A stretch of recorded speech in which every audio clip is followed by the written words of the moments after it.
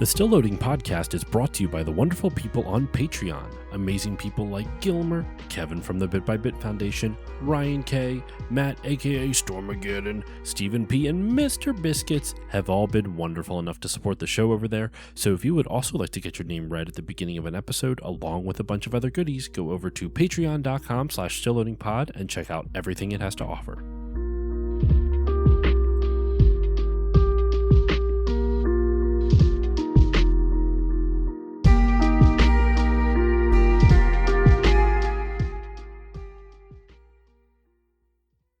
On this episode of Still Loading, we didn't pick rock. We didn't even pick scissors. We picked paper. I came up with that.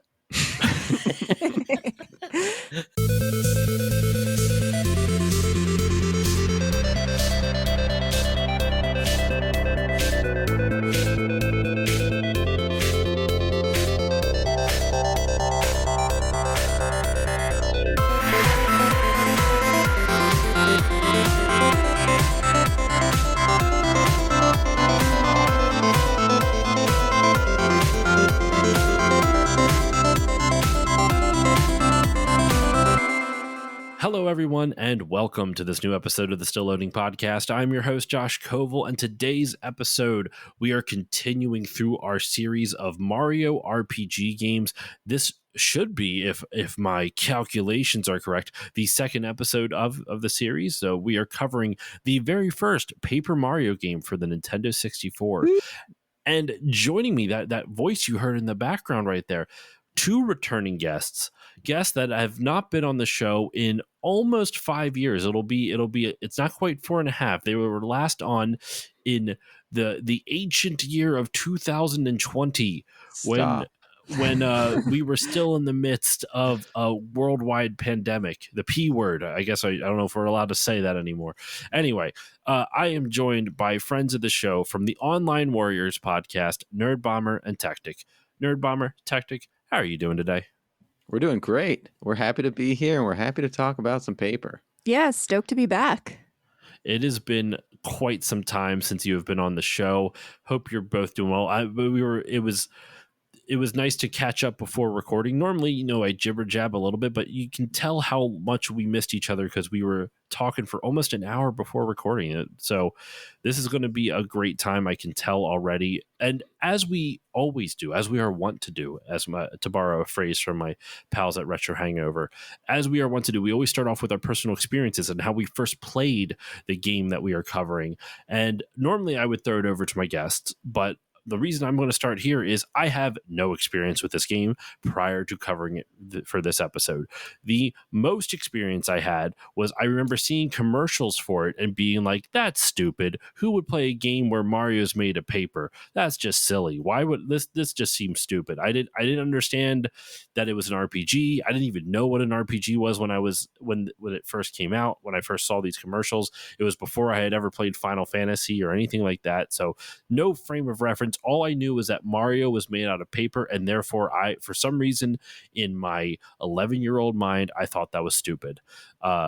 So that's my experience with Paper Mario. It's nothing up until playing it for this show, and we will get to my thoughts on it as we go through the episode. But I'll throw it over to you first, Nerd Bomber. What's your experience with Paper Mario? So this playing, in preparation for this podcast was also my first time playing Paper Mario. Much like you, I remember seeing it as a kid. I didn't think it was stupid. I really wanted to play it, but I grew up in a PlayStation, like a Sony household. Okay. And so we didn't have a Nintendo other than the Wii, but that was like the family Wii. So I didn't really have a whole lot of Mario experience. And I just remember thinking that it looked super cool. And I really love cutesy stuff. And I remember thinking it looked adorable. I didn't understand, the game mechanic. I wouldn't have pegged it as an RPG. And honestly, until I looked back at it for this show, I didn't even think it was a turn-based RPG. I don't know why I thought it was like a weird 2D, 3D hybrid platformer, but that's not what it is. And so, yeah, this was my first foray into it. And it was honestly a really fun exposure to it after all this time. And I think it's really worth mentioning that we played this through together recently, and we just did like a 2-day binge just to go through it. And On the OG N64 as well. you Even got to be better. on you got to be on the original hardware. Come on. But what was really quite interesting about it, and is it okay if I delve a little bit into my experience? Yeah, that Okay. Nerd Bomber. Unless you have anything to add to unless you have anything to elaborate on further, Nerd Bomber. No, go ahead, All right, Tactic. yeah, over to you, Tactic. What was really interesting about this game started off real slow. Yes, In the beginning of yes. there is just too much dialogue, and you're like, God, is this the whole game?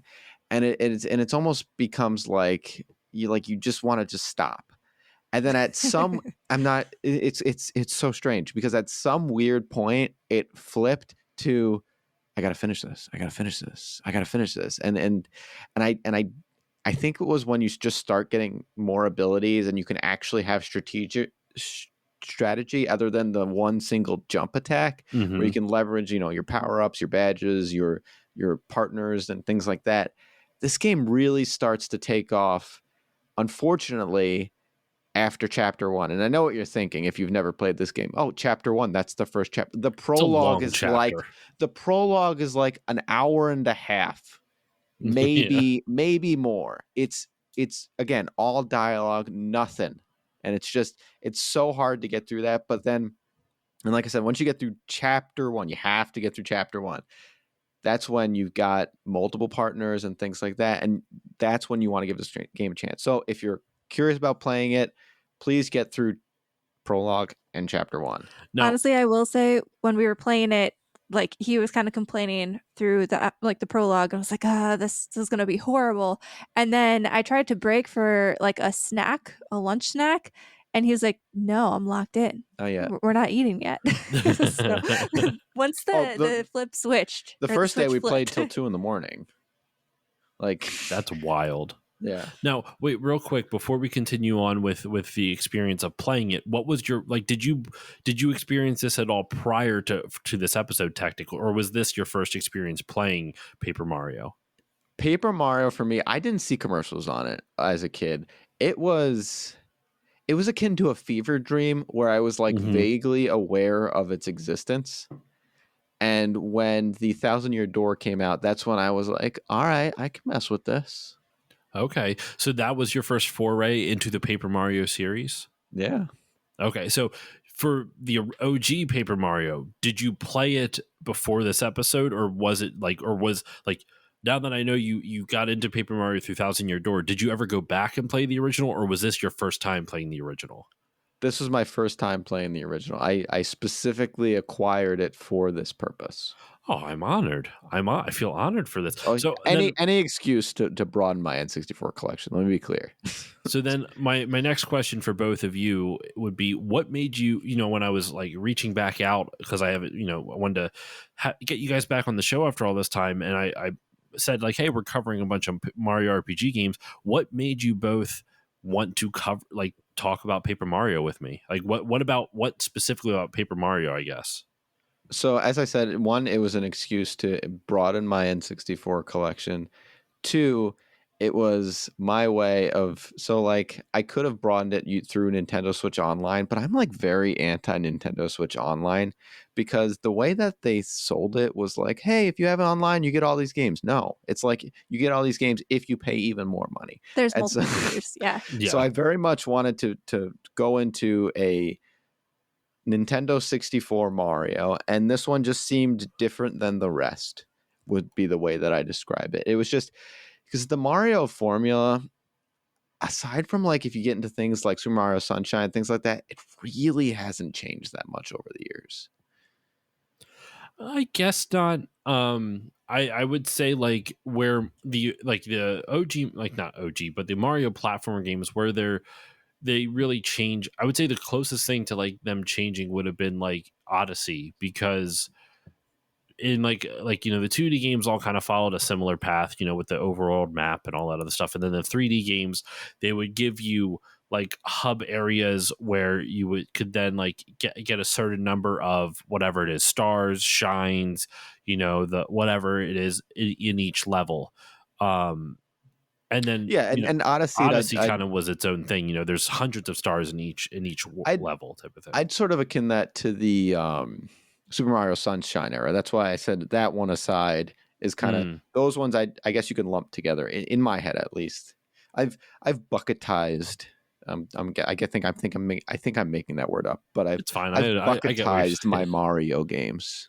You've categorized. Nope, we're gonna go with bucketized. Bucketized, fair enough. So TM. yeah, trademark, baby. Copyright this. Well, Techtic already copyrighted. I lost out, but we are going to move into the gameplay itself now. So you were talking Techtic about how the intro was very slow. You are 100% right. It is an extremely slow intro. I was very bored from the get-go, but I think you're kind of like lying in the sand of like after chapter 1 is pretty spot on. It does get really fun, and one thing I love about the gameplay in this is how they did a great job of marrying RPG mechanics with platforming mechanics, where the original Super Mario RPG, the most you would really have is you have timed attacks, which is fine. And then you would also have some very light platforming elements in that isometric view for world exploration. In this, they really kind of expanded that in numerous different ways. You get multiple different party members, which I guess I should actually bring up a list of those party members so I don't forget who they all are. You have Goombario, who is a Goomba who has the abilities to tell the player about any character, environment, or worst enemy. One. Oh, absolutely. No, you're not wrong. Well, no, early game, he's pretty good because you can start to get to feel for like the health when you use his tattletale. The worst one is the flying guy. He's a schmuck. I hated that guy. Paracarry. Yeah. What about you, Nerdbomber? What are some? I'll read off the rest of the list in a little bit, but what was your favorite side character or partner? Don't start. We're starting with worst. Okay, what's your worst? Goombario was bad, and I think in terms of game mechanics too, I will say I was extremely frustrated to start the game and realize that you have to use like an attack turn to figure out HP in the game, because I feel like that's very unique. They should have provided that for free for all of the characters. I mean, most RPGs don't tell you the stats for the enemies you're fighting, so I guess I was just kind of used to that.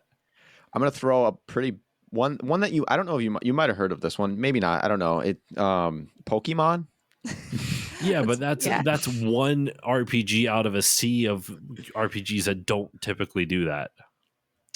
While I agree with you, that's just what I think of, and knowing the health lets me strategize accordingly. Oh, and absolutely. That is something like the reason why Goombario becomes irrelevant is because eventually as you're playing, like you kind of lock in what each character's health is going to be until you get to like boss battles. But all of the various, minions around the entire Paper Mario universe, not to say that they're repetitive, but like you kind of come across the same guys over and over again. So eventually you get a hang for it and then you don't need him anymore. So I thought he was pretty And meh. even if you come across an enemy you've never seen before, I mean, what is it? 1 or 2 hits, maybe 3. Like you just kind of figure out the HP just through trial and error. It doesn't really take you don't really need to know the basic enemy's HP just to take him out. Goombario is just kind of a boring character in general. He didn't really feel all like that interesting. It was just like he's like your kid brother that you're bringing along for the trip because mom made you. And then too, like another reason he kind of becomes irrelevant, even if you're not keeping track of how many turns it takes to, kill your enemies, Bombette is just overpowered once you level her up. Like she can almost one-hit KO any enemy that you come across. And if not in the first turn, definitely in your second turn with her. Oh, really? See, I never used Bombette. Did you not upgrade her? I did. I upgraded everybody for the most part. The one I went with the most was Lady Bo because she would bitch slap the enemy. Okay. I'm glad. All right, hold on. There's so many comments. So Bombette, first and foremost, her special is it hits everybody with 6 damage. Oh, okay. Yeah. And it's basically guaranteed because all you have to do is button mash. It's not like a hard timed thing, just button mash. So like it's guaranteed 6 damage all enemies every time. I did that through the entire desert. I didn't even bother like strategizing. I just said, "Go get him, girl." Now, she was not my favorite though. Lady Bo was also my favorite because let me tell you, she smacked the taste out of those people. Holy shit. It She is was so just going satisfying. just pa pa pa pa pa pa pa. Oh, she like this the expression she's giving. She's like, in one of these and one of these, and you'll get one of these too. See, So good. So uh, good. And then I her also special also when you're like in a bind, she could just scare everybody away and you got a free getaway, which like again, great. or like, didn't she also have the one where it would make Mario invulnerable for a little Mhm. bit? Yeah, so if you have enough FP, you can just hit, hide, hit, hide, hit, hide, and never get hurt. Unless Yep. I mean, for the there's the occasional like out of turn attacks that happens, but like usually it's pretty standard turns. Mm-hmm. Mm-hmm. And there's a total of 8 allies that Mario can partner with throughout the game. We already have ragged on Gubario. He sucks. He doesn't need to be there. You have Cooper, who's a Koopa Troopa. We already mentioned Bombette. Tactic already mentioned Parakarry, the Paratroopa. Lady Bo, the Boo. Watt, like WATT, and he's a little sparky. He's a little like sun or like electric like ball of energy. Then you have Sushi, which is a very rude name for a fish, but you know that's what they chose to give her. Well, Excuse me. Sushi's good because it lets you really start to get a lot of the collectibles you missed like early Yes, game. you can because now you're able to swim with her. And then you have Lakalester, who's a Lakitu who allows Mario to traverse over dangerous environments. Now, what I love about this game is that your characters not only have unique battle mechanics for each and every one. Just about. There are some like repeats, like Parakarry kind of has similar. He does a little bit of everything. He does basically just timed attacks like Mario's jump does. But for the most part, a lot of your characters, excuse me, have their own unique battle mechanics, and they have their own unique traversal mechanics for outside of battle for helping you explore the world.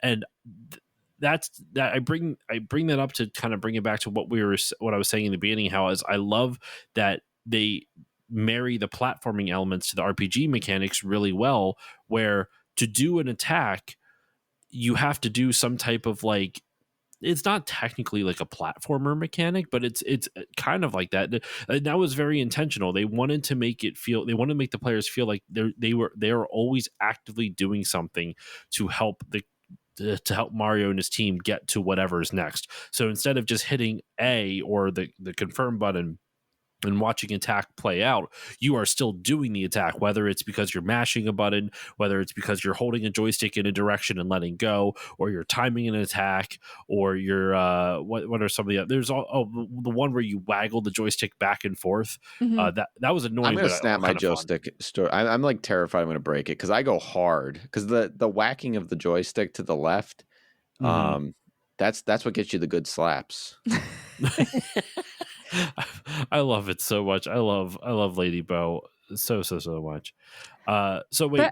I loved all of the action implementation because Mm-hmm. one of my biggest beefs, and I don't hate turn-based games. Like I grew up playing Pokemon. I know I just said I wasn't in a Nintendo household, but I did have a Game Boy. So like I grew up playing Pokemon and I did play some turn-based games. So like I don't hate them. I usually enjoy them quite a bit. But you kind of get in a lull sometimes when you're in a groove and you just know, okay, I select an attack and I watch.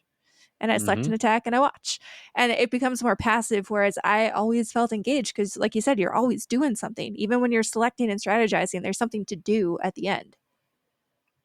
And that was very intentional from the designers. Like there's a lot of stuff that they did. I have some stuff to talk about with when we get to the visuals, to talk about the visuals, because the visuals in this game are great, but we'll go into that more in a little bit. Um, they they like, one of the things they were trying to do to stand out. They even wanted to stand out a little bit more than Mario RPG, where Mario RPG for the Super Nintendo, all of it was timed attacks. So that's kind of why they kind of took some different approaches for the battle mechanics in this. This game also switched developers a handful of times because originally the game was pitched to Square. They were going to have Square do another Mario RPG game, but Square was in the midst of working on Final Fantasy VII at the time, so they decided to switch it up and go to a different company, and they then tapped HAL, like as in Kirby and Super Smash, and HAL then dropped it, and that's why we have I guess it's Intelligent Systems who does this. I probably should have double checked on that. No, that's Yeah. correct. Then Intelligent Systems finally took over, and that's how we got the Paper Mario series that we know today. So it had a handful of different hands in the pot originally, and Intelligent Systems, designed the game where they designed the battle system specifically so that way at the end of the game it wouldn't become like enemies wouldn't become trivial. Now, I don't know about you guys. I've played a decent amount of RPGs. I've never really experienced one like this in terms of its leveling system. Have either of you? Pokemon. No, Pokemon is No. no. Are you saying that's the RPG you've played, or this leveling system is like Pokemon? It's kind of similar. You get max XP. You level up. Sometimes you get a new attack that would be your FP or your HP or your badge. Well, see, here's why it's different though. So in Pokemon, when your Pokemon levels up, their stats go up. In this, Mario's stats don't really go up. Like his health or his FP. Yeah, but that's not. But you don't do more damage. You don't get more defense. You don't get more attack power. You can choose to. You get the ability to get hit more often, which you could make the argument is to defense with the HP. You do get the ability to do some more special moves with the flower power, but that's not really attack power. That's just utilizing a different like. Those are your special attacks. Yeah, but that would be like That would be like every time you level up in like a Final Fantasy or Pokemon, you have a higher. You have like it. It would be like you purposely prioritizing crits or something like that. Like Pokemon doesn't prioritize one or the other. You have to kind of. I don't know. This just seemed interesting to me. Where instead of leveling up stats, you're leveling up your like just 3 different attributes of Mario. Like HP is the closest thing to a stat, and I guess FP would be considered like MP. But what I love is that the BP, the badge points, gives you the ability to attach more badges, which you would think would also be like something to increase Mario stats, but they're more like attack modifiers. Like maybe Mario can there's that one badge that you can get where Mario can jump on an enemy's head as many times as long as you get the perfect attack every time. Did you use that one? I didn't bother with that. I tried, and it was really hard for me. I'm just not good. Yeah, I mean, well, the entire badge system honestly reminded me of a lot of modern RPGs and like skill trees almost, and obviously a simpler version, but like I just got finished playing Dragon Age the Veilguard, and my build would be completely different from your build or Tactic's build based on the things that you choose and what you focus on. And I felt like the badge points allowed you to do that, and the different badges that you collected, like everybody can kind of approach the game a different way, which is awesome. And you didn't really see too much of that back. I say back as if this is like an ancient game. It's not, but I mean, it came out in 2000 though. This game is over 20 years old. I just want to say, you guys heard it here first. Paper Mario is basically Dragon Age the Veilguard. You heard it. I'm not going to deny it. They did it first. Never in a million years would I have thought that those two games would be compared. Well, I love it. I love it. Well, it's like the building blocks for modern games. It's kind of the reason why it's important to look back on retro games and all of the past things that have come before, because modern games have just built on all of that. And whether Dragon Age took direct inspiration from Paper Mario or something related to it, who's to say? You never know. What I found interesting about the battle system in this and like the whole leveling up system is that it's not like when you level up, you're like all of a sudden Mario's attack goes up by his power stat goes up by 2, and then his magic stat goes up by 3, and then his health went up by 1 or whatever it is. His defense went up by 5. Like you don't have a defense stat. Like your health bar, like the more health you have, it doesn't dictate how hard or not hard you get hit. It just determines how many hits you can take, which is like different because in other games, like you could level up your defense stat, and so an enemy that would hit you for 5 damage would now only hit you for 2 or something like that. But no, the enemies, unless you time your deflect, if you do the enemy attack timings right, because in this game, when an enemy attacks you, if you hit the confirm button or the action button at the right time, it'll half the damage or completely negate the damage that the enemy is trying to inflict on you. Can And you? sometimes it also gets rid of status effects if there would have been one. I got a question, completely like off topic. Can you defend those smoochy guys, the guys that like smooch you?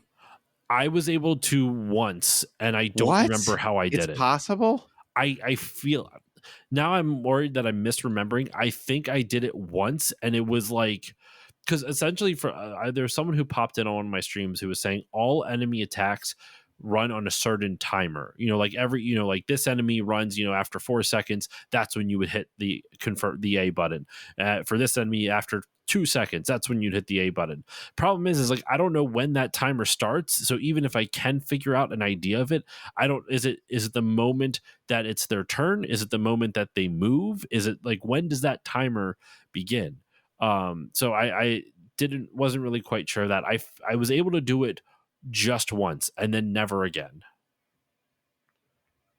Okay, so there's hope. But they're awful. They're awful enemies. Absolutely all. I hated those guys so much. But no, what I just loved about this system, like I said, is just like it was kind of a subversion of everything that would have been out at that time. If you look at games like RPGs coming out in 2000, 2001, Pokemon, Final Fantasy, Dragon Quest, like your stats go up every time you level. In this, you're not really getting any extra stats. You're not doing more damage. You're not stopping more damage. You are just essentially creating like by upping your HP, you're just creating a bigger buffer, and then by upping your flower power, you're just giving yourself the ability to do more special moves if you want to. And then by upping your badge points, it's giving you, that's actually the closest thing to leveling up stats, because the badges, depending on which badges you choose, can do a number of different things. That you can get a badge that increases your flower points or your health, or you can get a badge that like Mario will do more damage when he's when he's down at very little health. One of the things I was reading in there's a developer interview from that I saw on schmuppalations.com, where some of the devs would even like tinker with stuff where like if they worked the badges correctly to keep Mario at low health, he was almost impossible to hit and he would do a ton of damage. But if he did get hit, he was basically like a glass cannon. Like the moment he does get hit, he's just gone. But you had to hit him, and they had all these badges equipped that would make it very hard for Mario to get hit, and in turn also do a lot of damage. So it's super interesting because it's achieving the same effect of an RPG where like you are increasing stats, but it's not like any other RPG I've ever played where it's like now all of a sudden my defense or magic or attack powers are up. It's just almost like the quantity of my attacks go up or the quantity of my health goes up, but not the stat itself. It's very interesting. Yeah, it's very unique, and it also lends itself to a lot of replayability, which I feel like, especially looking at that era of games, I feel like replayability was king. Mm-hmm.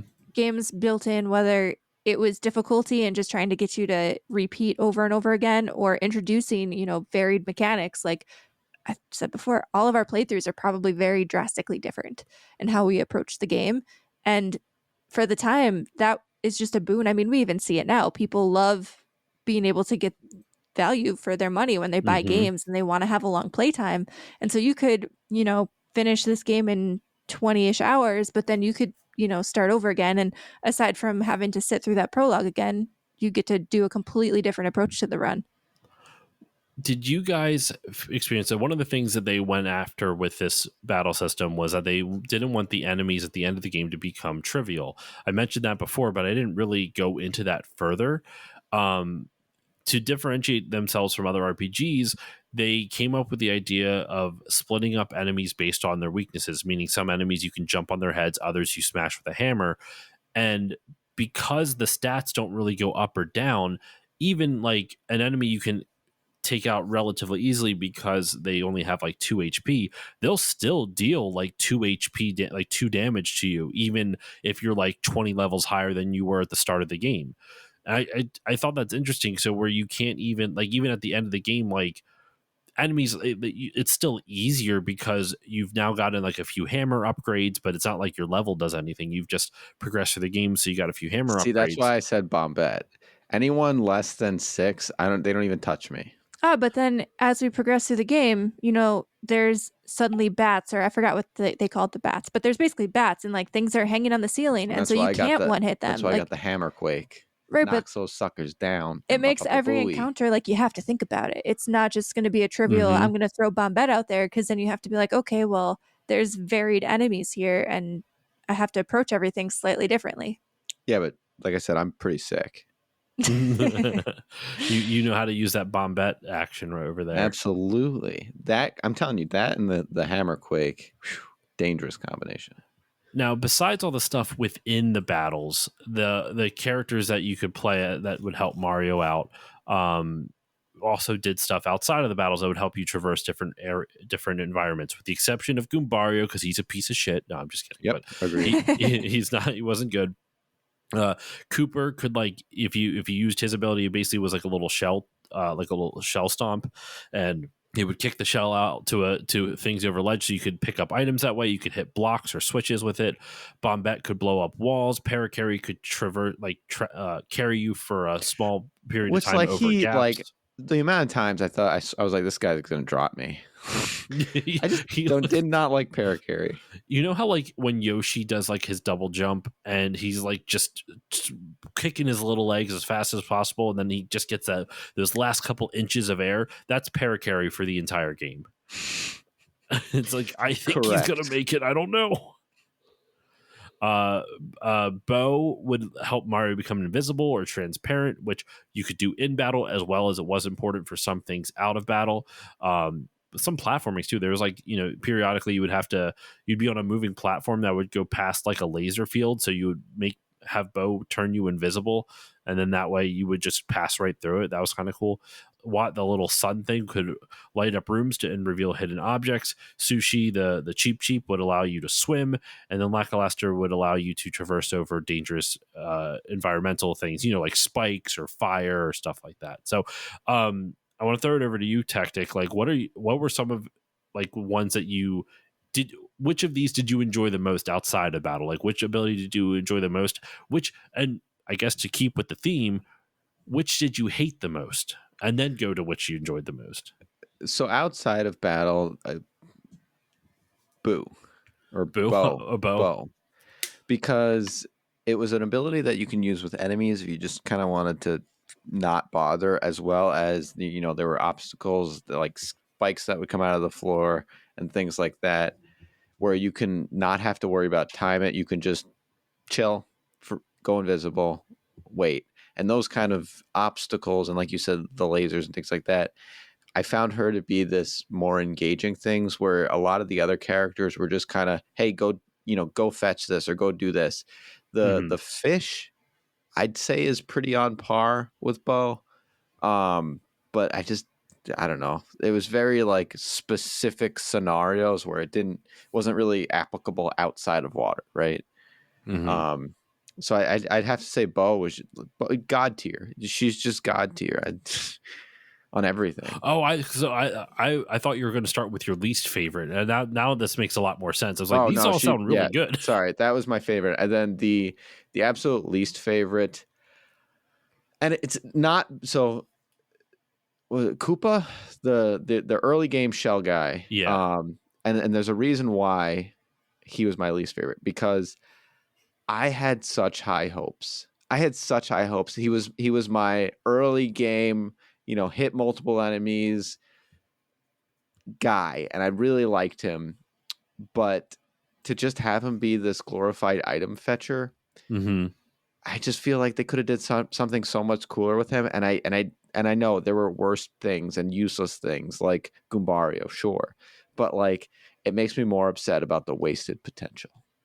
What about you, Nerd Bomber? I think my least favorite was probably Paracari, just because I always felt like he was not going to get me there. Like, I've never been more stressed than thinking I'm going to be dropped short of where I needed to go to get like a new badge or something. And so for that reason, I just didn't love that execution. The functionality was fine, I guess, but it always had me holding my breath because I wasn't sure I was going to get there. I did like Lady Bow is the best though, because not only it wasn't a fetch thing, it wasn't allowing you access to new rooms, but it added a different game mechanic and kind of switched things up. And I guess the same with the turtle, just item fetch. The same could be said for Watt. I feel like there was a lot of potential there, but it just became this very specified use. They really just they were cooking with Lady Bow. They really were. Everyone else is really super specified. I like Lady Bow. I actually do like Parakarry just because you used him a whole bunch. My least favorite was actually Sushi, not because I liked the ability itself, but she was so fucking slow. Yeah. Just swimming was like such a drudge, like a drag. It was so frustrating to go different places, and then you still have to fight enemies. Period. Actually, no. Did you fight enemies when you were swimming? I'm blanking. I don't think you did. Actually, I don't think you could fight, but there's that one section of the game where, hold on, I have like the list of the areas. Even it's the lava island where there's like that's where you get Sushi, Yeah. and it's just there's a whole maze in the it's one akin section to of it. prologue level. Yeah. Oh, it was just obnoxious. I mean, you do get to ride a whale to get there, which is kind of cool, and you ride a whale to come back. But yeah, I don't know. It just was so slow. But I think we talk about all this stuff with with the battle system and with the traversal stuff, just to say like how well they married all of these mechanics together. Like your characters, like in a weird sense, one of the things I like in games is where they're able to use the gameplay mechanics to reinforce the narrative. Now, Paper Mario and Mario in general isn't known for their narrative, and this game likewise isn't really known for its narrative, nor should it be. In fact, in development, they even said they also felt like a dramatic story set in the Mario universe would feel odd. Like if there was a Mario story involving betrayal, like that'd be a little weird. Like it wouldn't quite fit Mario's vibe. So these games don't have strong stories. I will say what is strong in terms of like a story elements of it are the characters and the writing. The localization for this is really good. So I'm glad you brought that up, because in a lot of the Mario games, they don't mention Bowser's crush on Peach, like a lot of them.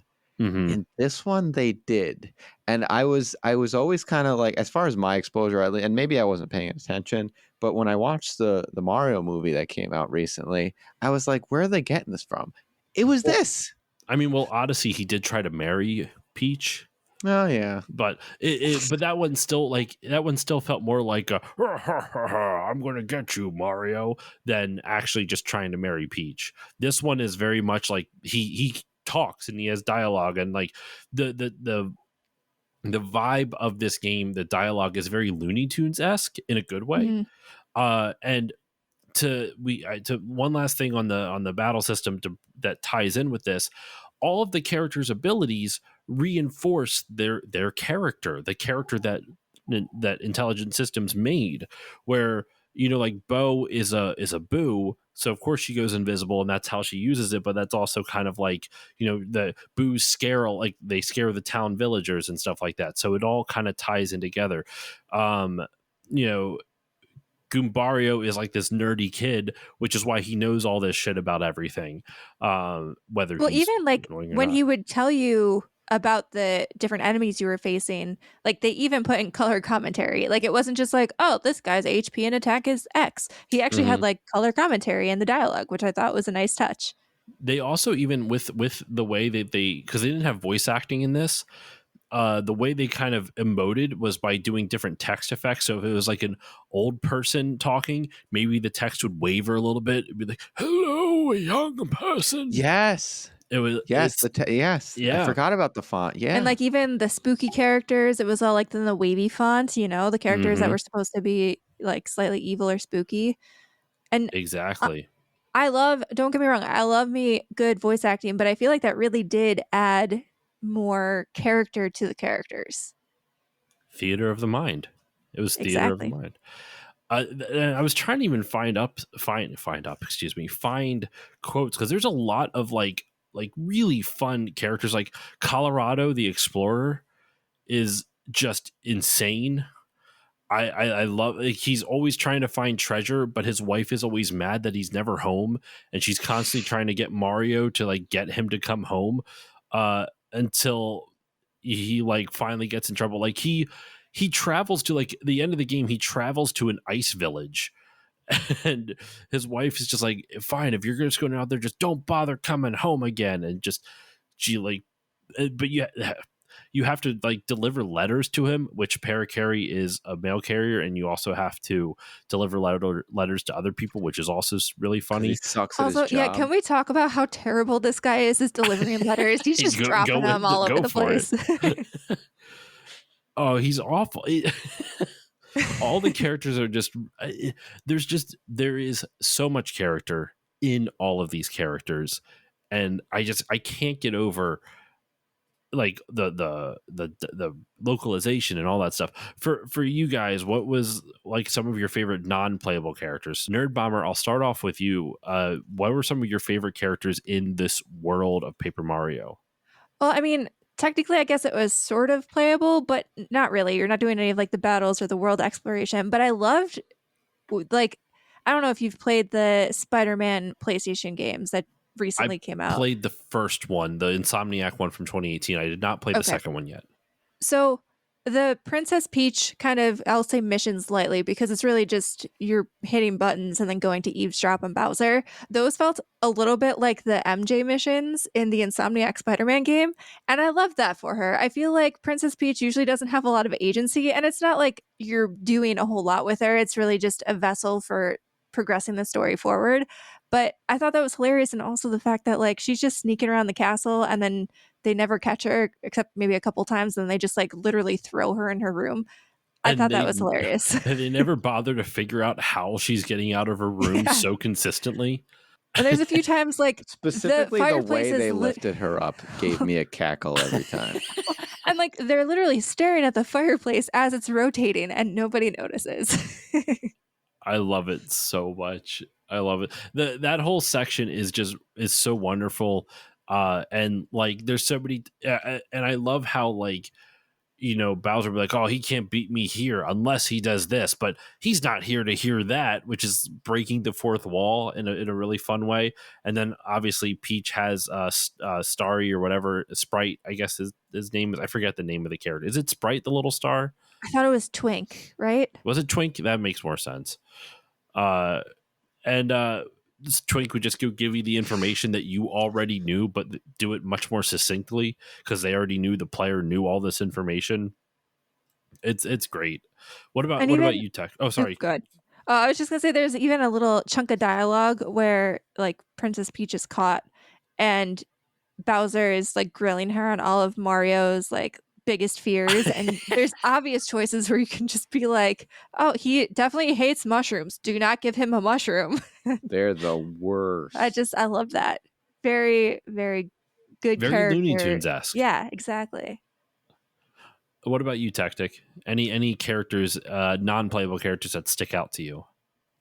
So mine's one of the bosses, General Guy. It was because of his little military uniform. Like it was very, I guess, communism. I don't know. It shocked me, and I was like, all right, let's go. He was the dude in the tank, right? Yeah, with the two little shy guys in front of him. Mm-hmm. Mm-hmm. That Oh man, that gets me thinking of, we should have, in the gameplay segment, we can always backtrack. I'm not like that strict on like sticking to the sections. We should talk about our favorite zones as well, because that's all kind of part of the gameplay. I also like Mayor Penguin a lot, just because the whole the his section in Shiver City in the beginning is, Mario gets framed for murdering somebody, and it turns into like this whodunit for a little bit that you're trying to figure out, and the mayor's wife is blaming him, uh even though there's no like real, because basically the mayor, everyone thinks that you murdered the Mayor Penguin, and the wife thinks that you murdered Mayor Penguin, and that's like the who done it part, is like who actually murdered the mayor. And then so you go through all this work to find out who murdered the mayor, and he's got like this author friend who writes murder mysteries, so you want to try to find him because maybe he set up the murder. And then you do all that stuff only for the mayor to just be like, oh, that was a wonderful nap, and just wake up. Which, that was a very Mario-esque plot point, I would say, because I feel like those kind of things happen all throughout the franchise. I'm looking at, I actually have a list of all the quotes from a lot of the different characters. Mayor Penguin's wife, what is it? Help, somebody, anybody. My husband is dead. He's been murdered. It's a penguin murder mystery. And then, oh, my husband is dead. Look at him lying there. Oh, my darling husband. Somebody clipped his flippers. Like, I just love the localization choices. You can tell how much fun they were having with this. Yeah, it's almost like that area has their own like twang, I guess we'll call it. Mm-hmm. That actually is a thing in like localizations. Like there's certain areas of Japan which, when they localize it, equates to like the American South type of thing.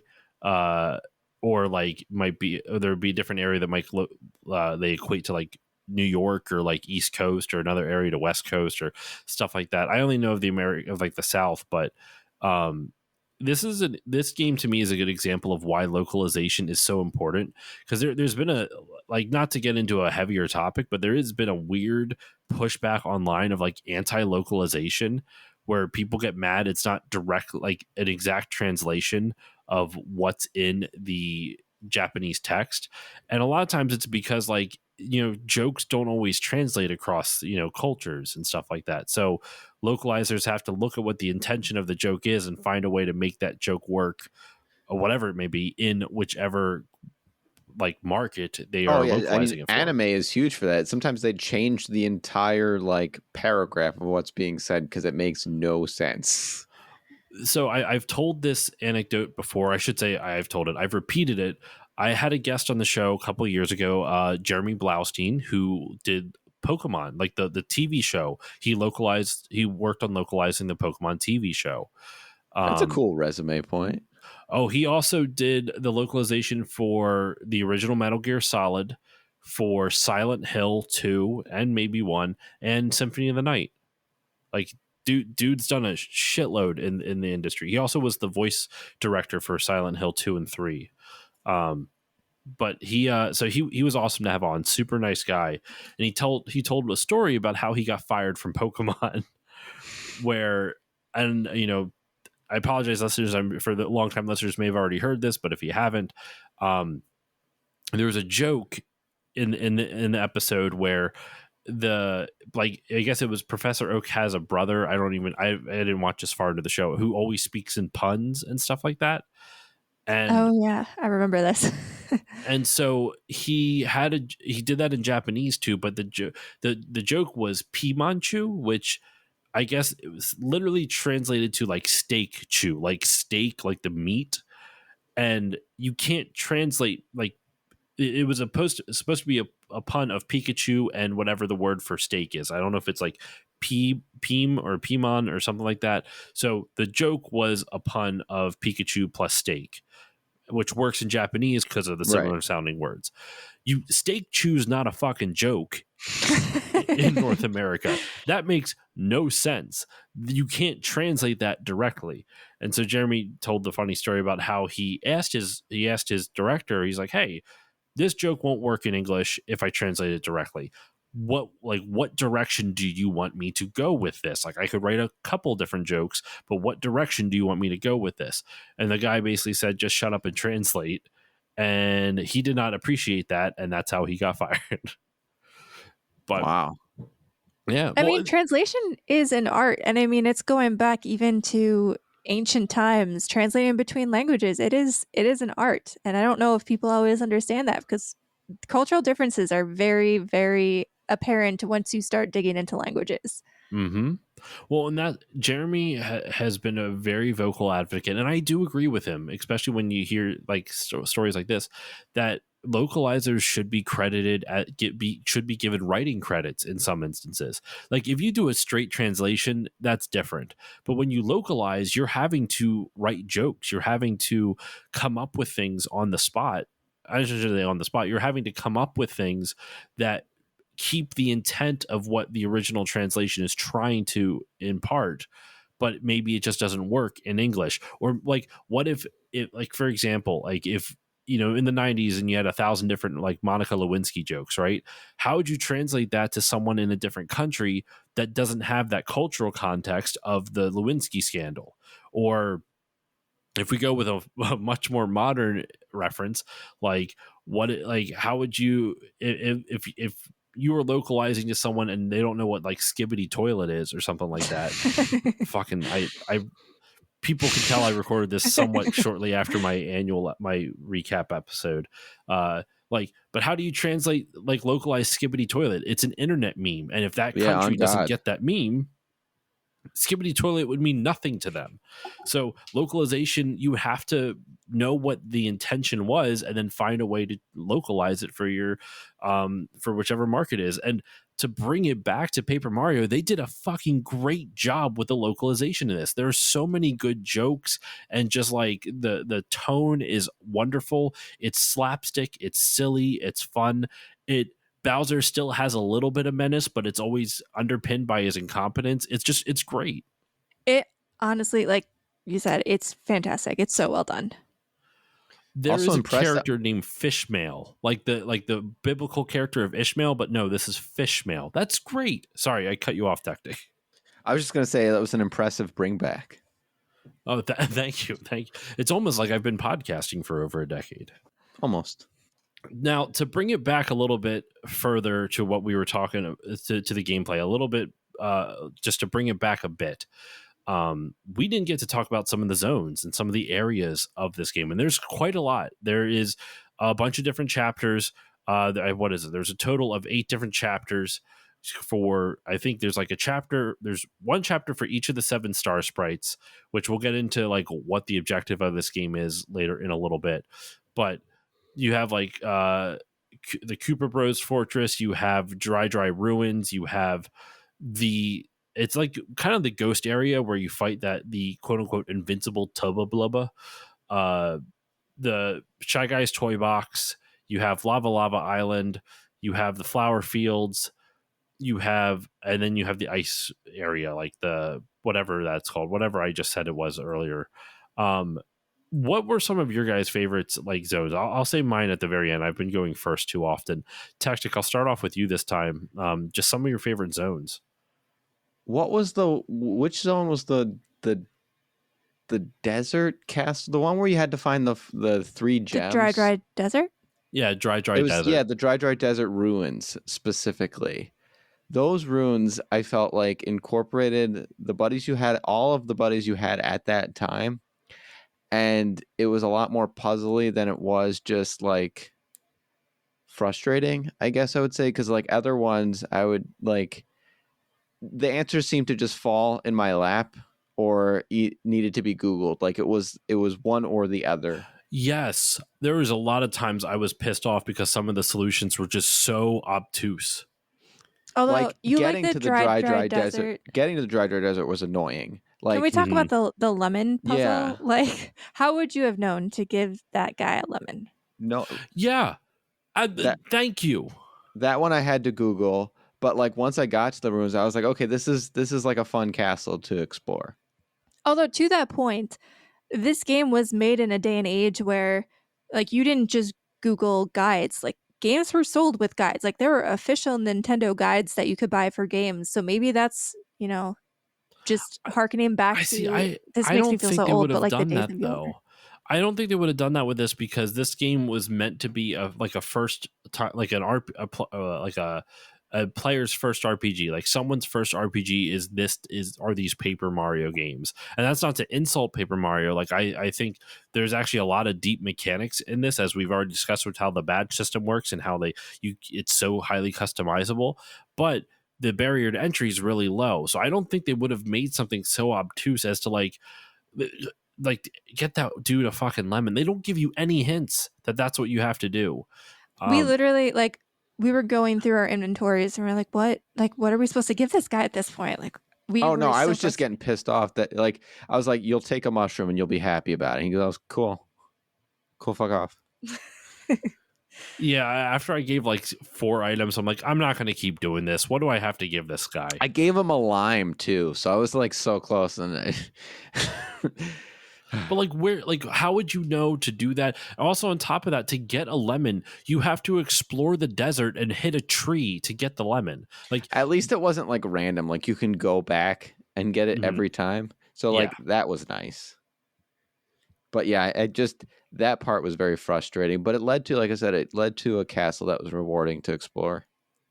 I actually think my favorite might have been Shy Guy's Toy Box, which I know a lot of people don't like that one because you have to you keep having to jump in the toy box, come back out into Toad Town, and then or what I think it's Toad Town. Jump back out, go into town, find another Shy Guy, bring it back, get them to come back again to get to another section, and then do another section of Toad Town, and then jump back out again, or do another section of the toy box. Excuse me, jump back out again. So they made you do a lot of backtracking, but for some reason I didn't mind it so much. I was forewarned that the Shy Guys toy box is going to be a little bit more finicky, but I don't know. It didn't bother me all that much. Yeah, it did. It did for you. It just it was just tedious. It just.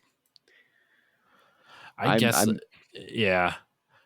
At least though, the zone isn't that big, because I think if do wonder if it was a kid, how many hours I had logged at that point. If I had broken up my playthrough, if I would have enjoyed it more. If that zone was the size of either Lava Lava Island or Flower Fields, I would have been pissed. But I'm grateful that it wasn't. And I have a playthrough going up in the background. It was basically you have to keep returning items that Shy Guy stole from residents of the town. Then you give it back to them, and then they give you an item that you bring back to the toy box that will help you progress to the next area. Like you get a frying pan back and you bring it back to one of the toads, and she makes you a cake, and then that cake you feed to a Koopa Troopa, who will then finally move. And there's just a whole bunch of stuff with it. If that fetch quest had been in Flower Fields, I would have lost my mind. Which also, Flower Fields, talk about something that's why is that mandatory? I love Flower Fields, visually and all the music, but that really feels like that should have been an extra thing, not a mandatory thing. Because if you don't find all those seeds, then you're having to wander aimlessly to find them. Or Google. But I think so. I'm of the opinion that a game should give you all the tools to help you find the answer. Does not give you the answer. This is exactly how I felt with some parts of Zelda Tears of the Kingdom. You basically have to just say, well, there's going to be some Googling that happens here. Well, and what is it? The point and click adventure, Secret of Monkey Island. Not all the puzzles are perfect, but that game does a really good job. Even though I'm not good at point and click adventures, that game still does a really good job of giving you lots of context clues in order to solve the puzzle. Even one of the ones I was really bad at, there's a puzzle in Secret Monkey Island where the solution is you give like a guard that's blocking, like a troll blocking a bridge, a red herring, like a physical red herring, in order to distract him to get him to go away. So it's like this pun or this play on this like little like pretty decent joke as a puzzle solution, and so that's smart. But like I wouldn't have figured that out. But I'm also not mad at the game because they gave you the things there. The only problem with that solution specifically is if you don't know what a red herring is, like in literary terms, that means then that solution is going to be very hard for you to figure out, if not impossible. Especially for kids. Kids aren't going to know what a red herring is. But anyway, um, any thoughts from either of you? Actually, I'm sorry, Nerd Bomber, I didn't go with you. I'm so sorry. What are some of your favorite zones in the game? I really liked Boo's Mansion, and I know we're like extolling the virtues of Lady Bo this entire episode, but not even because that's where you like meet and obtain Lady Bo. But this is going to sound so bizarre, but you know when you're Mm, at a hockey game or a football game and they put the puck or the ball under a hat, and then it's like the shell game? yes. I don't know why I lock in. I love those. And for whatever reason, Mhm. like when Boo's Mansion, like there were a few of those kind of shell game-esque mini games, and I was just locked in. I was like, this is my time to shine. I was so excited. But even beyond that, I thought there were a lot of good puzzles, a lot of really good attention to detail in the environment. Like the furniture, like there were rocking chairs around that actually moved. And Mhm. even like the Easter eggs, there was a room in Boo's Mansion, and there's like a little vase or a box, and if you jump into the box, you become Oh classic yeah. Mario, and Yeah, I it forgot wears about off that. as soon as you leave the room. But I it didn't was just such a understand fun. why. It was just an Easter egg. It was just a callback to the original Mario games, They and I did that loved in that. Super Mario RPG as well. There's a section in um oh my gosh, why am I blanking? Booster's Castle, where if you go behind a curtain you'll come out as like 2D Mario, which So is kind of for fun. that reason, like I love Easter eggs like that. I loved the dumb little shell game. I loved the environments and like I said, all the attention to detail. I feel like the Nintendo team, they do a lot of things very well, but I feel like Spooky Castles, Luigi's Mansion, Boo's Castle, they always just knock it out of the park, and I'm a huge fan. So I really liked being in that environment. I like I can see that. It's the environment also, it's nice to be in a creepy castle that's not constantly trying to always scare you. Hmm. And I'm kind of a fan of that. And I also love, is it in this one or is it in, no, I'm thinking of Superstar Saga. Professor Egad shows up in Superstar Saga from like Luigi's Mansion. So I was getting these two. There was a couple things I was going to bring up and I realized that was from Superstar Saga. I've been playing all these back to back to back. Starting to blur in your brain a little bit. Oh yeah. Well, I haven't at the time we're recording this, I haven't started my Thousand Year Door playthrough yet. So that's the next on my docket. I took like a couple weeks off so because I played Super Mario RPG, Paper Mario, and Superstar Saga over the span of about a month. The three of them, I just burned through all three of those. So maybe a month and a half. So I'm trying to space. It was probably about a month and a half. So I'm trying to space it out a little bit. So I'll be. So some of these things are blending together to me just a little bit. Okay, so Boo's house or Lady Bo's house. That's a pretty good area. I like that one. I like Shy Guy's Toy Box, like I mentioned. I also, even though I didn't like how it took to get it, I also really just like Flower Fields. I just love how pretty it is. It's very cute, very charming. The flowers all have these adorable smiles. The music is really good. I love that there's that one flower with like the weird cheeky like teeth and like the long snout. It's just giving you misinformation, which is very obvious because he's very much hamming it up. He's like, you definitely don't want to do this. Nope, definitely not that. That is a bad thing to do. Or you should definitely, absolutely 100% do this or whatever it may be. And that's, how you would solve whatever puzzles it may be. Um, so, any final thoughts from either you on gameplay or the world building and whatnot before we move on to stories and visuals? No, I'm good. Yeah, I think I'm good. Okay, so we'll do we'll do visuals and music first, and then we'll wrap up with story this time. Not that the story isn't really that important, but we'll just wrap up with story this time. What a couple things. I'm going to throw it over to you, Nerd Bomber, in a little bit to talk about what you, because you mentioned before you like kind of more cutesy style of graphics. I love the visuals in this game. Just to be clear, I'm a sucker for, like, if you can make it cute. Back when this game came out, I probably wouldn't have thought that. Now, as an adult, I actually really enjoy that art style. But before I throw it over to you, Nerd Bomber, there's a couple things I want to bring up about the art direction that I researched for this.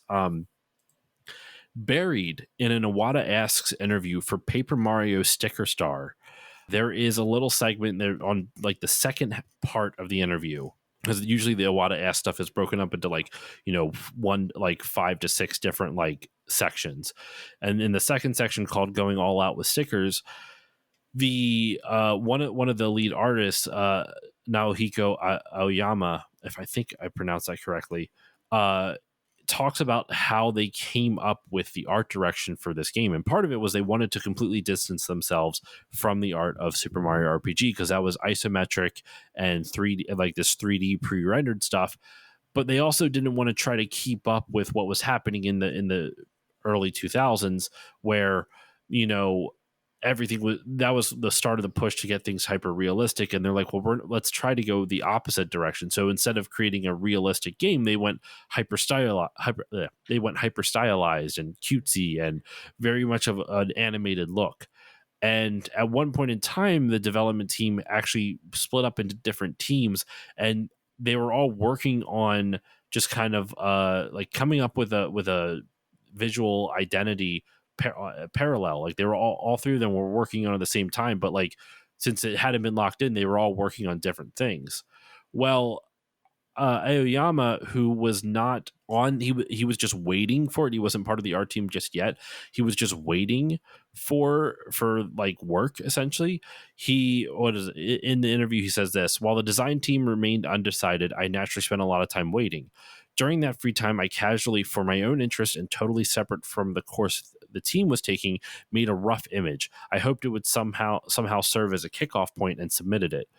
And Iwata replies, goes, okay. Then Aoyama continues and says, then they called me to a planning meeting saying, bring back that picture. And then you can actually, if you look up that interview on Nintendo.com that Iwata asked, you can see his concept art. And it even has, like, Super Mario RPG 64 as, like, the working title on top of it. And you can see what did become the Paper Mario art style. I thought it was also cool that because they were working in 3D on the N64, they didn't quite have as good tools for 2D stuff on it. So they actually broke out their old Super Nintendo / Super Famicom art kits, like the software that they used for it, and they designed a lot of the 2D stuff in that software and then brought it over to the N64. So it's kind of cool how this was, like, even though it came out in 2000, which is pretty like getting towards the end of the N64's life cycle, they used stuff from the Super Nintendo to help make the artwork for this, as well as just kind of throwing stuff against the wall. And it was just one guy who just did it on a lark. Aoyama just kind of did it on a lark and just did it for fun. And there's even a date on the picture of March 5th, 1997. So they were working on this game for 4 years before it actually even came out. I know 97 would have been 3 years, but the actual development time, it started 4 years prior. So I just wanted to bring that up real quick, because I personally found that really interesting. So I wanted to talk about that. I thought that was cool. So Nerd Bomber, throwing it over to you. Feel free to comment on any of the stuff I brought up, but also, like, what are your thoughts on the art style? Yeah, so I really like the art style. I mean, I said before, I really like the cutesy design of everything, but also it kind of gave me the, like, cell shading feel. Like, I was a huge Sly Cooper fan back in the PlayStation 2 era, and having the thick borders around the characters and then the environments are more of a 3D design, I just thought that worked really well. And even beyond just the general appearance, I just find that it works and ages so much better. Like, we mentioned that we played it on the OG N64, and obviously we had it hooked up to our modern TV. And if you would have told me that I was playing on my Switch, I wouldn't have been able to tell the difference, to be totally honest with you. I think the graphics held up super well, and that's kind of why I like the cutesy stuff, because it ages really well. A lot of those, Yeah, I was just gonna say there's something to be said with just foregoing the humanoid experience. yeah, like any realistic RPG from that era, I can guarantee you does not look realistic anymore, especially when you compare it against games of today. And so I feel like, I mean, and that's something that Nintendo leans into all the time, we always see, but that more artsy style just works super well and makes it look very modern, even in today's standards. Absolutely. And I think that really just kind of lends itself to the argument that art direction is more important than graphics. Hmm. That's something that's a hill that I will die on. And because there's so many people now who's just like, oh, look how pretty this game looks. I'm like, yeah, but like, depending on how it looks now, it's in like 10 years, it's not going to look great anymore. Like, I don't know. I mean, I guess that all it really matters is how it looks in that moment to you. But I love going back and seeing games that still look beautiful. Wind Waker still looks great. Sly Hmm. Cooper, like you mentioned before, Nerdbomber still looks great. A lot of the pixel art from like Super Nintendo and NES still look good because they're stylized and it's good art direction. It's the pixel art that's meant to look like realistic that hasn't aged as well, or the pre-rendered sprites. They don't always age all that well. But what about you, Tactic? What about your thoughts on the visuals? I tend to agree with Nerd Bomber here. I mean, going this art style inherently makes it timeless. If you if you go and compare this art to the Thousand Year Door, while some characters have improved just like what they've changed over time, like Monty Mole, for example, their style is exactly the same. So any upgrades that are done is really just how the character has evolved over the years and not rather the graphics capability, which again is speaking to the life, not lifetime, but the available life that this style has, because it is timeless. It's perfect. Well, I have no shade against most retro games. Like, I love retro games. I already said before, like, I feel like that's the foundation for everything that we do now. But so with the original Quake, I don't know why I downloaded it, but I booted it up and I was like, "Oh, this feels rough to play." Like, you can definitely tell that there have been 25 plus years of advancement in video games and first person shooters. But Hmm. with Paper Mario, it feels like, with from the graphics standpoint, this could have been a game that came out yesterday. And I also think even the gameplay is like not that, like it doesn't feel that old. Like Hmm. I would say the parts where it shows its age the most is where, the lemon thing or other obtuse like puzzles. It's never really the combat or anything like that. It never really feel like the pacing of the game is really well done, so it never feels like there's too many like bizarrely steep difficulty curves or difficulty drop offs or anything like that. And like you were both saying, I'm in agreement with you. I think this art is beautiful. Like I love this. I love how this looks. It kind of reminds me a little bit of like what Yoshi's Island looks like on the Super Oh Nintendo, yeah. which is also just a stunning achievement, especially for considering the hardware that game was on. It's beautiful, and this game is no exception. It just looks great. Um, the simplistic like 3D polygons, the way they use the textures to kind of like highlight the more like well-defined 2D characters, it just works really well. And since everything is so cartoonish, the lower poly 3D models they use just is it works better with the art style. You can't tell Mario's town looks like, you can tell Mario's town looks low poly, but it doesn't look bad because it matches everything else that's happening. It matches the color scheme and the overall visual style that they're going for with it. And another thing with this, like I wrote in the outline only visuals, I meant to also include music. The music ties in with this world so well. Like it just like the vibe of the music is great.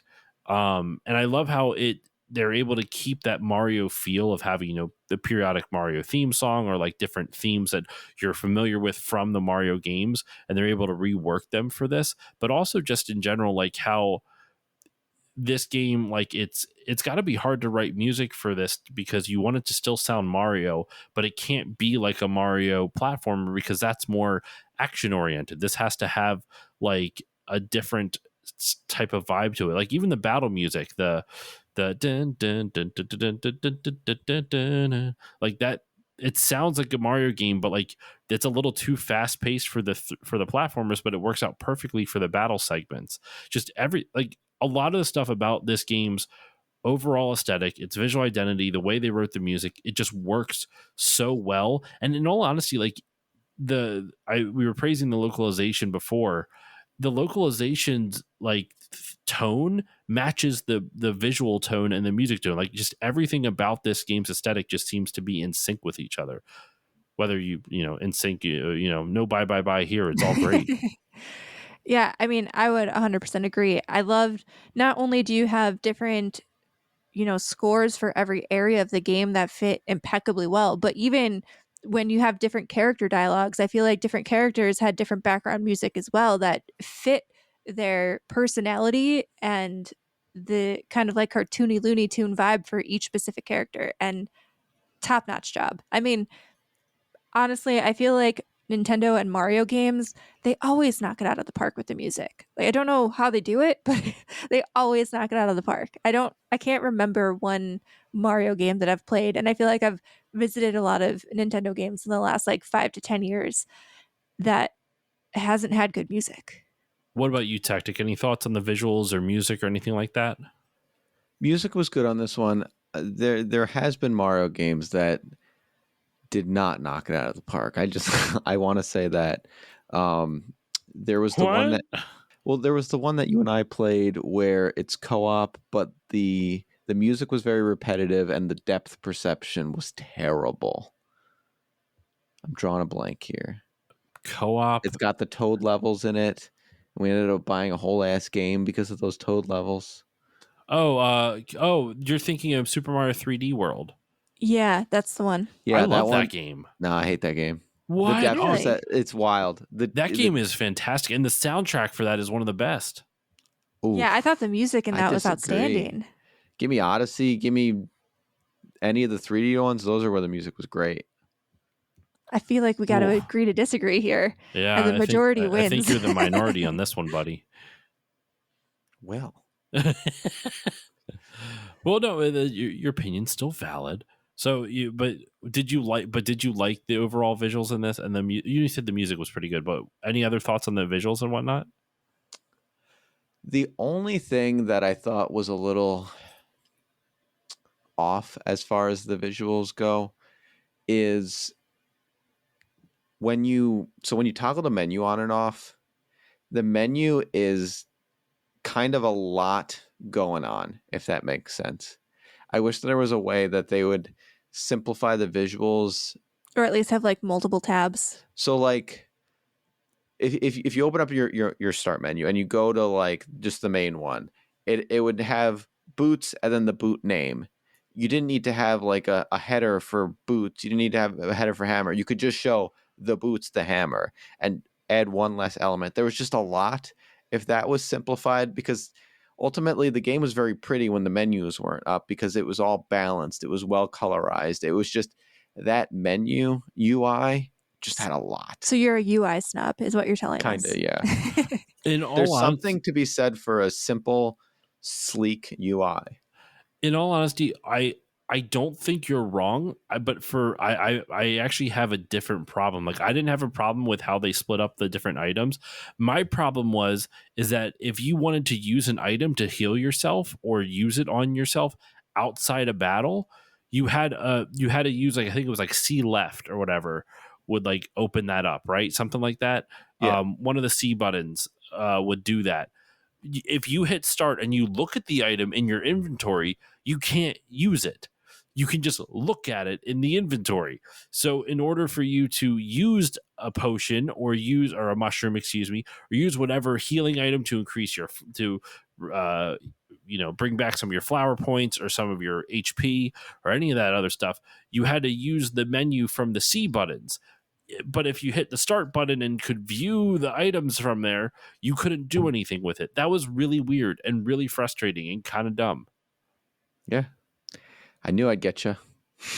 I'm with you on that. I didn't, I didn't have any issues with like the splitting boots and whatever stuff into different categories, because a lot of RPGs That was do just that. an example of how to simplify the UI. It was just an unnecessary header that was just adding to the loud color splats. I do think I agree with you though with that, because it's funny. I was thinking about this. With this, and it actually is making me, I haven't recorded the episode yet, but on Mario Superstar Saga, I hated the menu system in that game. I never wanted to hit start because it was so awful to use. And I didn't realize that until I was thinking about it, what you were saying with Paper Mario. I'm like, you know what, I didn't like the UI in this either all that much. It was visually busy. And believe it or not, Tactic, Superstar Saga is worse if you ever get a chance to try that out. Ew. Sounds like you will not be putting that on his list anytime in the near future based on UI alone. You can play it on Switch Online, which I know you talked about not being a fan of, so that's a double strike against it right now. But all right. Any final thoughts on the visuals or music before we move on to story? No, I think I'm good. All right. Let me just do some real quick housekeeping before we get to our final area, just to make sure there's nothing that I have in my notes here that I didn't get to bring up. Some of the things that, we already talked about the badge system and everything that was added in lieu of a weapon system. So instead of having items that boost stats, badges had different effects on battle and allowed players to customize their actions. That just kind of further affirms what all of us felt about the badge system with this, just the personalization you're able to do with it. There were some badges, however, that were rejected. There was going to be a Berserk one that when you gave it to Mario, you couldn't command him anymore, but his attack power went way up, so he was doing lots of just really powerful attacks. The artist who designed it apparently had Mario turning green like Luigi when he went berserk. That makes sense because the enemies can charge up. Yeah, it's kind of the same. And then who is it? Kawade is the person who did the quote. I have a quote from Ryoto Kawade, the chief director of the game, in regards to this Berserk thing, and he quoted, "The programmer who created it was a Luigi fan, and I guess the idea was that if Mario became Luigi, it could be very dangerous." And I kind of love that idea. Well, that's why the Vulture didn't mess with you if you said you're Luigi. I forgot about that. And you could technically keep telling the Vulture. Vulture was like, "All right, yeah, nah, fuck that. I'm not messing with him." That's really funny. That would be really funny if that was the reason for it. In regards to the game's development as well, it was originally planned for a Nintendo 64 disc drive, but it switched over to a standard cartridge. Have you guys ever heard of the disc drive? No. Oh, so the Nintendo 64 back in the day, they planned an add-on called the Nintendo 64 disc drive, which was going to be kind of like what, Nintendo had this idea for a while. There was going to be the Super Nintendo PlayStation before they kind of dicked over Sony, and Sony spun off that project to the PlayStation. They had a similar idea for the N64 where there's going to be a disc-based add-on. It would allow more storage. You can do a lot of different things. The original Animal Crossing was going to be on the disc drive before it ended up being a GameCube game. Interesting. Stuff like that. It also would have allowed you to go online. There was going to be a online service that did go live in Japan but didn't last very long. So the disc drive was delayed to hell and back and never made it out in North America. It only ever came out in Japan. And so because of that, there's a lot of games that were planned for the disc drive but ended up not either ended up getting canceled or pushed over to different systems, whether it was the N64 system, they had to pare down the idea, or it was to the GameCube and they could expand it a little bit further. So this was originally designed for the Nintendo 64's disk drive system, the add-on, and obviously that did not come to be.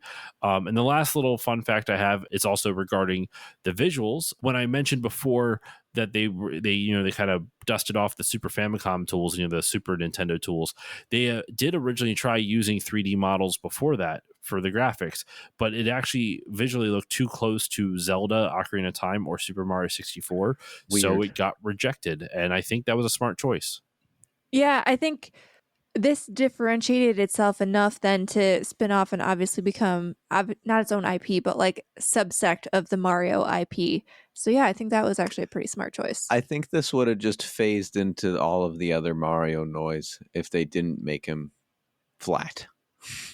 Agreed. Absolutely. Because it was just so different at the time. Like everything was pushing for 3D, and here was Nintendo coming out with this bizarre 2D 3D hybrid, but mostly 2D, and it was interesting. It worked out really well. And I mean, we still see stuff like that. I mean, I feel like in the last couple years, there's been a lot of those like 2D, 3D, HD titles that have come out, especially for, in the Nintendo Switchy realm. So its influence lives on. Well, to wrap up the episode, we're just going to touch on the story a little bit. There's really I don't have actually a lot to say about the story. I don't know if either of you do. The basic overall premise is that Bowser has stolen what is it? It's a star wand or something, some shit like that. I should really should have probably had this written down. I think But it was like the Star Wand or maybe the Star Rod, Star but it was Rod. It's the Star Rod. Okay. There we go. And he imprisoned the 7 star spirits. And the only way that Mario can beat Bowser when he has the Star Rod is he has to free the 7 star spirits. It's always seven something in these Mario RPG. The original Super Mario RPG was what is it? It was Super Mario RPG and the 7 somethings. I talked about it just last week, but apparently I can't remember the name of it. I'm going to look that up while I'm chatting. But he had to rescue 7 star spirits, and then once you rescue 7 star spirits, you end up defeating Bowser. Like you get an ability that negates the power ups of Bowser's like Star Rod to the point where you can eventually whittle him down and then beat him. And it was Super Mario RPG Legend of the 7 Stars. There we go. But that's pretty much the entirety of the plot. There's the crazy thing is there's not much story that goes along with it. I just think that the writing in it was so strong that the plot didn't need to be strong because the writing was so good. But do either of you have anything to add about the plot or anything that I missed? Because I literally just went through it in like 2 seconds. No, I mean, honestly, it's the classic Mario plotline, right? Princess Peach gets stolen by somebody, whether it's the OG where Donkey Kong takes her or Bowser, and Mario's got to save everybody. So, yeah, I think in terms of story, it was pretty standard. But like you said, the writing and the characterization throughout the game and dialogue, even though I didn't like the prologue for how much dialogue it was, I just thought the writing was good. The story was pretty generic, but you're not here for a very complex Mario story. You know what I mean? Mm-hmm. I do want to make mention that with respect to the character writing, this truly like reaffirmed that Jack Black was the perfect cast because all of the dialogue, I read it like he was casted as this Bowser, and this was made years ago. So good job. What I think, just to kind of like, what I'm with you on that very much so, and to kind of use this as a little bit of a stepping stone into just kind of final thoughts on the game. One thing this game really kind of reaffirmed for me. One, I do think it actually set the tone for a lot of like RPG style Mario RPGs going forward. Like Super Mario RPG was already pretty tongue in cheek, and this game just like took it up to another level. And like I said, the time I'm recording this, I just beat Superstar Saga a few weeks ago, and I'm about to jump onto Thousand Year Door next. Excuse me. But like, and so I'll see what types of how the writing has evolved in those in the next game here.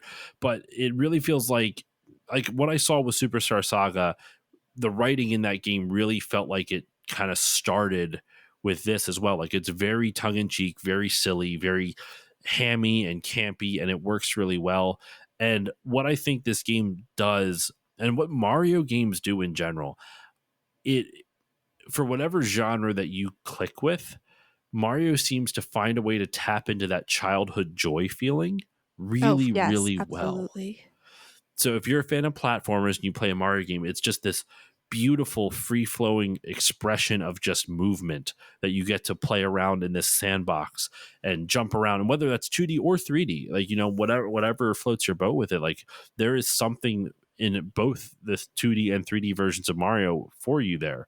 And then even in RPGs, like they found a way to kind of equate that where maybe the gameplay isn't going to be as frenetic. It's not going to be nearly as kinetic, not nearly as actiony. So how do they kind of bring that joy in? Well, one, they make you a much more active participant in the battle and in the exploration, i.e., all the stuff we're talking about, with wiggling the joystick back and forth for some attacks or timed hits, or let it like moving the joystick in one direction and letting it snap into place after a certain time. And then even outside, where you're using all the different characters to traverse in different ways. But I would say where it really nails that is with the writing and the dialogue and the localization. They had to get that right to make that same type of feel. And I don't think it wouldn't. I don't think this would have been as good of a game if it wasn't for the fact that they nailed the localization so well that it kept the Mario vibe of this sensation of joy. Like, it's a really joyful feeling to play this game, with the exception of the first chapter, the prologue and the first chapter. It's wonderful. So I just really enjoyed my time with this, and I'll I'll send it over to you guys in just a moment to have, my wonderful guests here give their final thoughts on it. But this game to me really just felt like this is what games are supposed to be. Like, whether not saying specifically the RPG style, but like the feeling they're supposed to give you, this really kind of just fun and quirky, and just it. I think sometimes it's just nice because we're in an environment now where games are very serious, and I love serious games. I love The Last of Us. I love, God of War and all that other stuff. But sometimes it's just nice to play a game where there are no genuine stakes. It's just nothing but fun. And Paper Mario really nailed that for me. But I want to throw it over to both of you. Do you agree with me? Do you have a different take? I don't know who to go first. Tactic, I guess. Go ahead and give your thoughts. No, I generally agree with you as far as them nailing what they were after, right? They wanted to do something different. They wanted to bring their own style to it, and they wanted to maintain the cutesy, fun Mario vibe. Check, check, check. Mm-hmm. Mm-hmm. Yeah. Did Oh, did good. you enjoy your time with it though? Like, is this a game that you would recommend to someone else? Again, once you hit a certain point, yes, it became addicting to want to consume and finish. So but I would probably give them like a case of beer or something just to get started. You know what I mean? Just to keep them like, I don't know, fresh. I like it. What about you, Nerd Bomber? I ended up enjoying my time with this game more than I expected, especially like Tactic said, coming off the first like hour and a half, I was like, oh no, this might be a bit of a slog. But then I found that I really started looking forward to, getting the next companion and seeing how the game was going to evolve, like what skill the companion would have, how the environments were going to change, and what new puzzles that there were going to be. And like you said, it was just light fun. I didn't walk away from it having to think too hard about life. Like I mentioned before, I just finished another big, game where I finished it and then I just sat on the couch for like 10 minutes just thinking. And I didn't have that experience with this, which was very nice and refreshing. And like you said, it just kind of brought you back to that childhood joy. And I know if I could go back to little Nerd Bomber, who is very jealous of all of her friends who got to play this while she was sitting there with the PlayStation, she would be super happy right now because it was as great as I thought it probably was going to be back then. Maybe not quite what I expected, because like I said, I think back then I thought it was going to be like a 3D platformer or something, but I'm very pleasantly surprised by our experience with this game. Not that I thought it was going to be like bad, but it was definitely, like Tactic Mhm. said, more addicting and engaging than I expected it to be all these years later. Well, I'm happy you both enjoyed it. I actually was surprised to hear at the beginning like neither of you had played it before, right? You're just curious to try it out. So I'm really grateful that you both like not only just were willing to try it out for this episode, but Tactic, you bought an N64 copy. I know you used it as an excuse to increase your collection, but I'm going to take it as you were so dedicated to this episode, you went and bought a copy of it anyway, even though you didn't need to. So I appreciate both of you for trying out this game with me. This was a lot of fun. Yeah, and I mean, thanks for having us on because it kind of, I feel like this has always been on our backlog, but this kind of gave us that impetus to finally get down to it and play it. Well, we are about to wrap up this episode. We have been going on for a little bit of time now. I want to thank you both again for joining me. And both Nerdbomber and Techtic here are part of the Online Warriors podcast. So I don't know who wants to go into it and shout it out, but could you tell my listeners a little bit more about the Online Warriors? Yeah, absolutely. So we are a weekly podcast. We've been on the air now for going on 8 years. And every week we talk about some of the latest nerdy news, whether it's video games or your favorite nerdy movies or TV show announcements. And we chat about that for the first half of the episode. And then we go into what we've been doing, whether we're playing or watching or reading for the back half of the episode before we wrap it all up with super fun high stakes trivia. And I say it's high stakes because there is a loser's bet at the end.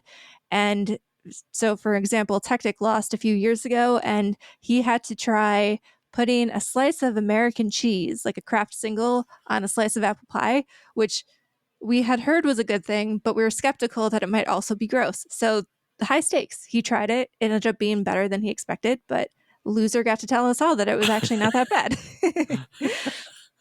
I love it. So, yeah, we're on every Wednesday. You can find us on every podcast platform searching for the Online Warriors podcast or www.onlinewarriorspodcast.com. And is there any social media you'd like to shout out, whether it's individual or for the show? We're primarily now over on Blue Sky. So I'm at ownerdbomber.bluesky.social. Tactic? I'm tectic.bluesky.social. And our main show account is at onlinewarriors.bluesky.social. See, it was a good thing you guys switched over to Blue Sky, not only because the person who runs the forum place is a dick, but also because I remember you guys were Online Warriors 1 over on Twitter. Yeah, we finally got like the real name. Like we don't need a number. It's great. There you go. It was a worthwhile switch. I think I'm only following Online Warriors and Nerdbomber. I am so sorry, Tactic. I'm going to follow you right now before I forget again. Yeah, he was a little late to the party, but I finally strong-armed him. He wasn't really on X anymore either, but I finally convinced him to join the blue side. I was going to say skis. Yeah. I enjoy that. It's called skeeting. I don't know if that's like common vernacular, but I use it, so I find that really fun. I refuse to call it skeeting. I just call it posting. But that's just me. I mean, Lil Jon's been calling it that for years. Yeah, in a very different context. That's really funny though. Thank you once again, both of you, for joining me. This was a wonderful conversation about Paper Mario. We got to do some origami here today, and it was a good time. As usual, for myself, you can follow me on Facebook. Not Twitter, though. I did lock the account, but it's a whatever. Mainly on Facebook, Instagram, Threads, and Blue Sky at Still Loading Pod on all those locations. I also stream on Twitch at Still Loading Pod. I usually stream Tuesday and Saturday nights around 8 p.m. Eastern Standard Time. Though Tuesday nights, I joined my buddy Andrew over on the Experience Points Twitch for Talk Tuesday at 8 o'clock. And then after we're done there, I stream on my own channel, whatever I'm currently playing. So that's all over on Twitch at Still Loading Pod there. If you really like the show and you like the Mario month that's happening right now, and you want to see others like series that I end up doing, it would really mean a lot if you supported the show. And there's a couple of different ways you could do that. You can do so by giving it a 5-star rating or review on whichever podcasting app you use, because that, believe it or not, helps more people find the show. It pleases the algorithm gods, and it hopefully directs people over to checking it out. If you really like the show, there is also a Patreon, patreon.com/stillloadingpod. And for $1 a month, you get all the episodes a little bit earlier with better audio quality, as well as access to patron voting rights, which Actually, at the time this episode comes out, because it'll come out in Mario month in March, there's no poll happening in this exact moment, but in a few weeks there will be a new quarterly poll that goes up, so you can get your voice heard and help guide the direction of the show for as little as $1 a month. For $3 a month, you get everything I mentioned prior, plus patron shoutouts, which you heard at the beginning of this episode. For $4 a month, you get everything I mentioned prior, plus 2 mini bonus episodes every month. And for $5, you get everything. All the bonus episodes, all the patron shoutouts, and the early access and voting. Plus, you get access to my monthly movie podcast, which at the time this comes out is still family. My monthly Fast and Furious movie podcast, where all the guests who join me aren't just friends, they're family. And that's it. That's patreon.com/stillloadingpod. All that stuff is over there, and you can get a lot of fun goodies over there if you would like, if you so choose to subscribe. So that's it. That is all the time I got for you on this episode of Still Loading. Thank you all so much for listening. Nerdbomber Techtic, thank you once again for joining me. Thanks for having us. And with all that said, listeners, I will see you all next time.